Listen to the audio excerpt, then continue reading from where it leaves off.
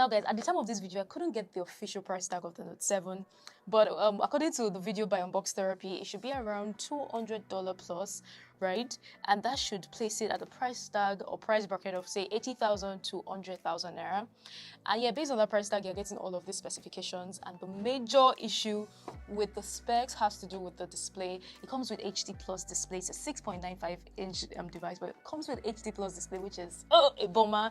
And then you also have the micro USB port, guys. Yes, so those are the two major issues with the Infinix Note 7. But guys, aside from that, there are a couple of firsts with this guy.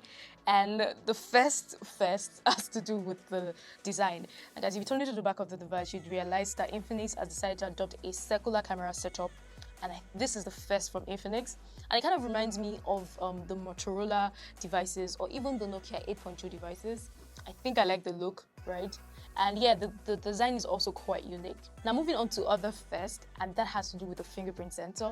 So now we have the fingerprint sensor by the side of the device, and it is quite fast. By the way, guys, the fingerprint sensor also serves as a power button, and unlocking your device is actually just one button away.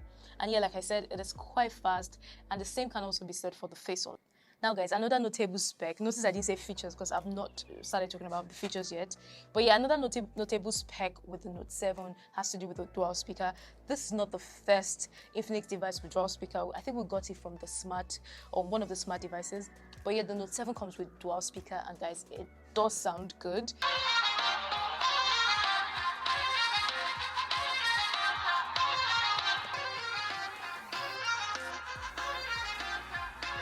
As far as other specs go, this guy comes with a 5,000 mAh battery, which I was able to charge in about 1 hour 43 minutes. Quite impressive because this guy comes with an 18 watts fast charge feature, and I think that is a good one from Infinix. And during my extensive use with it, I was able to get about 6 hours of screen on time. Now, one last spec that I would like to talk about is with the processor, and we're getting an Helio G70 processor on the Note 10.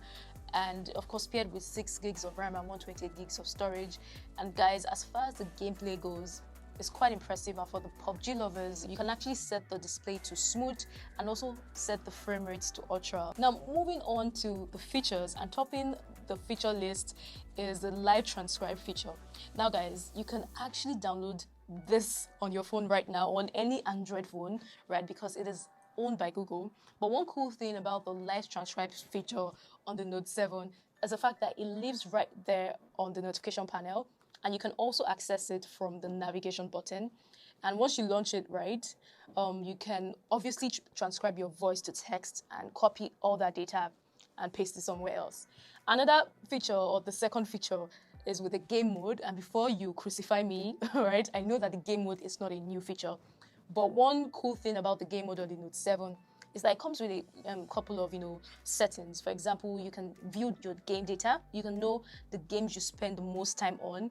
You can also activate parental control. Now, the third feature on my list is with the navigation panel, or rather has to do with the mode. So when you swipe down to view your navigation panel, you'd see two obvious modes. That's the focus mode and the bedtime mode. That brings me to the fourth feature, and that has to do with the sound. So Infinix has integrated DTS sound to give you that rich sound experience. To give you a bit of perspective, DTS has only been used on a couple of high-end devices. For example, LG's, and also ASUS used it on the Zenfone 6 and the ROG phone, that's the Republic of Gamers phone. So yeah, this is actually a very good feature.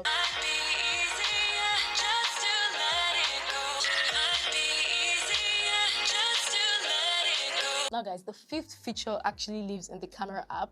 So once you click on the camera app, by the way, the camera on the Note 7 is quite impressive. I love the output. I love the fact that it looks quite sharp, and yeah, they really nailed the camera on this guy. So it's actually a 48 MP camera along with 3 2MP cameras, right? There is no 2x zoom, there's no ultra wide angle camera, but like I said, the results from this guy is really good. And I also did some comparisons with the Xiaomi Note 8 Pro. Let me know which one you like in the comment box. Now with that said, the feature that I noticed, yeah, that is quite notable on the Note 7 has to do with the edit app. So when you take a picture, for example, let me take a selfie right now. and you edit it, you probably see a couple of, items, but one cool thing has to do with this light bulb app right here. So once you click on it, it gives your picture like a faded look. Now, faded look is synonymous to film look. Yeah, so you can click more to add more fadedness, if there's a word like that. And yeah, if you like it, you can save it. If you don't like it, you can discard it, right? So yeah, that is the fifth and final feature for this video.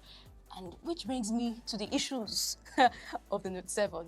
And starting off with the issue list, I don't know if you can guess this one. For those who can guess it, let me know if you guessed it correctly. Yeah, but starting off with that list is bloatware applications. At this point, Infinix, you guys need to start adopting a clean UI on your devices. Like, we're tired. But yeah, the Infinix Note 7 comes with a couple of bloatware applications. Yes, they can be uninstalled, but I mean, I don't want it there in the first place. Another thing is with the notifications. Now, once you log into your device, you probably see a lot of notifications from apps that you don't even like, right? Yes, these notifications can be disabled, but I don't like the fact that they were enabled in the first place. I feel that Infinix could have disabled it and let the users enable it if they want to. But yeah, that is that. And yeah, let's move on to the third issue that I noticed with the Note 7, and that has to do with the fingerprint sensor. Now, it's not what you're thinking, but yeah, once you click on the camera app and you're trying to take a picture, chances are you're going to accidentally touch the fingerprint sensor, and that would mean that you'd take a picture. So if you check my gallery right now, you see a couple of pictures, accidentally taking pictures right there in my gallery. And this also applies to videos. Like if you're trying to record the video, you might probably touch the fingerprint sensor and that would stop the recording.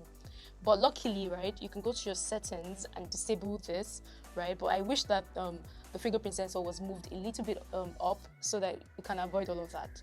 So that is it. Of course, there are other issues. The fact that this comes with HD Plus display, the micro USB port. But yeah, those are the major issues that I've noticed during my time with the device. Now, over to you. Let me know if there are any issues that are deal breakers for you. And let me know if there are any features that you like and you think is really cool, especially from Infinix. Let me know in the comment box. And yeah.